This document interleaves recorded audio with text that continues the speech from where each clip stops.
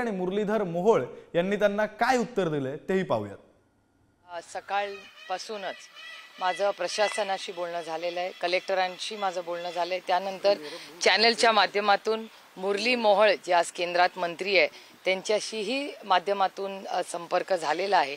आणि अर्थातच आत्तापुरतं पूर्णपणे राजकारण बाजूला ठेवून आज प्रशासनाची मदत करून आज जो सामान्य माणूस सरकार आणि च्या चुकीमुळे आता त्यांची जी अडचण झालेली आहे याच्यात पूर्ण ताकदीने आमचे सगळे सहकारी पदाधिकारी हे सरकार आणि पुणेकरांना मदतीसाठी पूर्ण ताकदीने उतरलेत। जी काही मदत आम्हाला करता येईल किंवा लोकांना त्या पाण्यातून बाहेर काढून एक सुरक्षित जागेवर नेण्यासाठी आम्ही पूर्ण ताकदीने प्रशासनाला जी काही मदत करावी लागेल ती पूर्ण ताकदीने आम्ही करणार आहोत। पश्चिम महाराष्ट्राचा जो घाटमाथा आहे इथं प्रचंड प्रमाणावर पाऊस पडतोय आणि प्रशासन पूर्णतः या ठिकाणी फेल झालेलं आहे।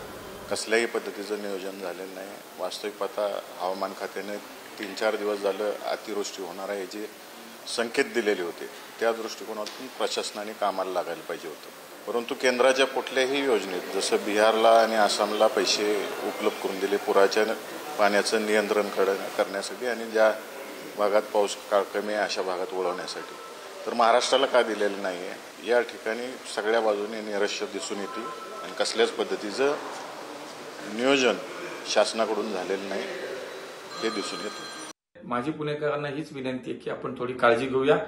रेड अलर्ट जाहीर केलेला आहे, शक्यतो नदीच्या आजूबाजूचा जो परिसर आहे तिथल्या मंडळींनी थोडंसं अधिकची काळजी घ्यावी।